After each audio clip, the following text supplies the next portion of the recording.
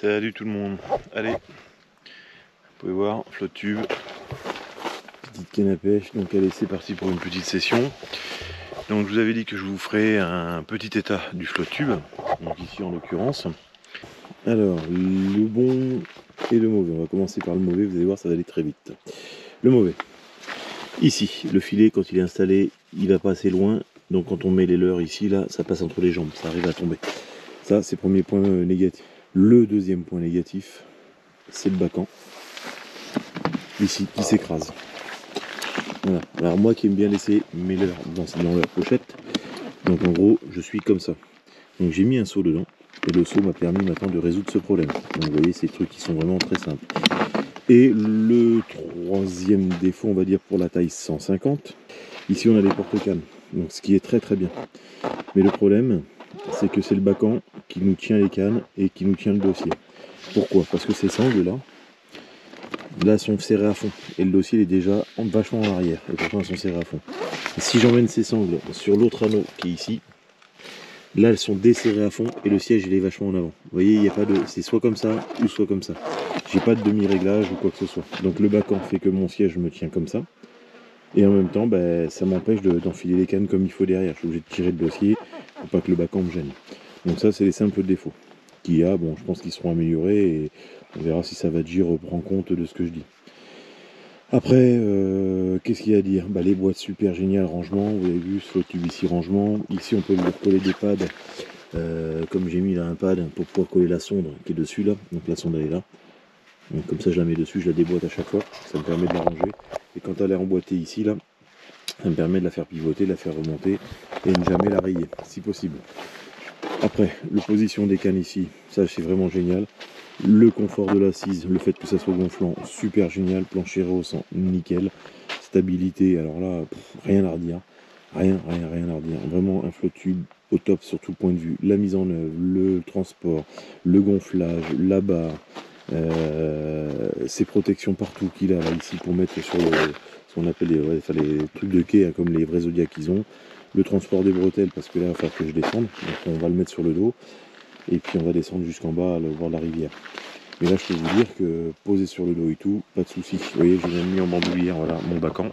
Dedans dans le baccan j'ai bouteille d'eau, j'ai le kit de réparation et aussi la pompe, on sait jamais. Allez, je coupe la caméra. Et je vous reprends dans 2 secondes parce qu'on va descendre ensemble jusqu'au bord de la rivière. Donc en gros, c'est aujourd'hui, là je vous parle du flotte tube, son comportement sur l'eau, son comportement, sa mise en œuvre, son poids et tout. Donc on développe et après, s'il y a une vidéo avec des poissons, et bien dans ce cas je ferai une deuxième vidéo. Me voilà en mode turtle. Donc voilà la carapace sur le dos, camion fermé, paquet de cannes dans les mains, les palmes dans l'autre. Et c'est parti, on y va, on va descendre jusqu'en bas. Et vous voyez, le flotte tube, il tient nickel hein, dans le dos. Frotte pas par terre. Par contre, ça arrivera, ça arrive à tout le monde.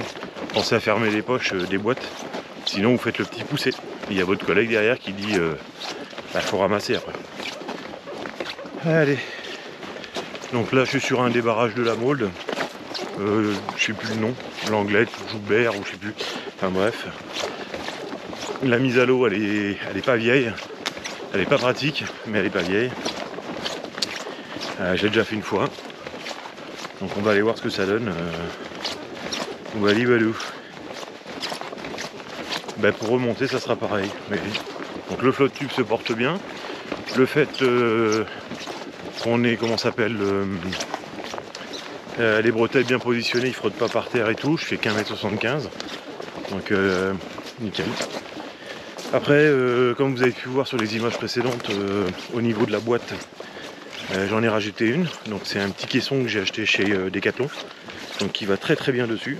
Et bon, c'est vrai qu'il n'est pas aussi rigidifié que les autres boîtes. Mais franchement, nickel, moi ça me va pour faire ce que j'ai à faire. Voilà, chaque petite boîte a trouvé sa place, c'est nickel. Vous avez pu voir, hein, j'en ai créé une spécialement pour le flotte tube. Pas pour le flotte tube, pour le sondeur, pardon, avec sa batterie. Et puis les autres sont tout pour le matériel, donc les têtes plombées, les fils, les pinces, tout ce qu'on veut quoi. Donc là ça descend. Vous voyez derrière moi, je sais pas si on voit bien, on voit la rivière. Et j'ai encore tout ça à descendre là. Donc ça descend grave. C'est pour ça que les bretelles sont vachement pratiques hein, quand on remonte. C'est génial. Donc voilà les petites bosses. On va aller vers le lac de Bijouvert. Donc c'est un truc qui a été mis il n'y a pas longtemps. Je pense que le temps que ça se tasse, que l'eau, comment ça s'appelle, la terre se tasse et tout, et ben on aura peut-être une mise à l'eau qui sera pas trop mal dans les futures années. Bon, elle est dédiée vraiment aux petits bateaux gonflables ou aux flottes tubes. Parce qu'il n'y a pas de place pour descendre avec une barque. Et c'est un des seuls barrages qui n'a pas de mise à l'eau, on va dire entre guillemets. Alors me voilà. Voilà. Hop là. Donc me voilà derrière la mise à l'eau. Il faut encore quelques marches à descendre qui ici là. Et puis on va y aller tranquillement. Par contre c'est hyper gadouilleux, c'est pas tassé encore. Je vous dis, c'est tout neuf, hein, c'est pas vieux. Hop là.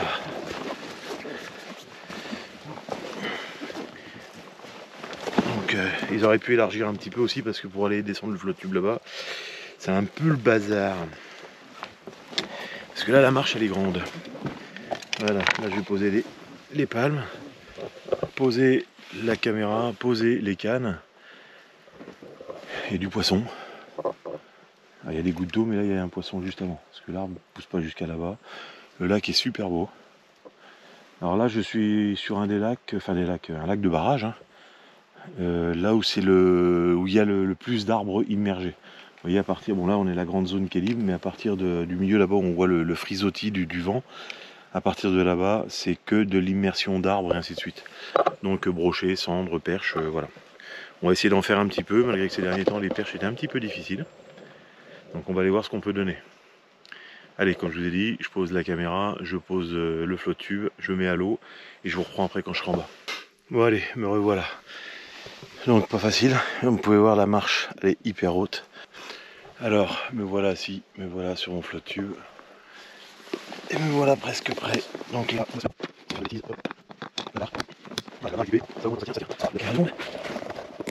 voilà, alors voilà ce que je vous disais. Donc je suis sur le flotte tube avec le filet. Ici le filet, il tient pas là, donc il a tout le temps à rester comme ça. Quand on pêche, donc j'ai le cul un peu plus en arrière, voilà. Et des fois il arrive qu'on pose, l'autre fois j'ai posé mon téléphone, voilà, mon filet était comme ça. Et mon téléphone était là en appui entre deux. Et vous voyez, le trou là ça passe tout seul. Bon, c'est là une des choses négatives que je peux observer aujourd'hui. Voilà, là bien installé. Le deuxième point négatif, vous voyez, les bretelles sont complètement détendues parce que c'est le bacan derrière qui me tient le... Voilà. Et là j'ai le dos, je suis en bonne position, j'ai un dos plus ou moins droit comme si j'étais assis sur un fauteuil. Donc là je suis très bien, je suis en bonne position. Donc je pense que ça va dire. Il faudra régler le problème de la... Merde, les sangles là. Bah, les faire un peu plus courtes tout simplement. Ici, bah, ma sonde.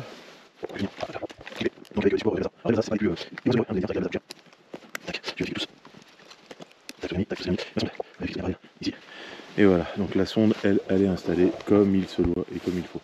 Et vous voyez, quand j'ai besoin que j'arrive au bord de l'eau, je la tire et je me la mets comme ça sur le côté. Et ça craint rien, elle n'est pas abîmée. Et là, je la replonge. Et si jamais je passe qu'il y a un arbre, une fenaison ou n'importe quoi, au lieu de tirer sur les câbles, ça me la remonte, ça me la fait basculer. Garmin, où es-tu? Voilà. Si j'appuie pas comme il faut, risque pas de s'allumer. Donc petit sondeur, hein, simple.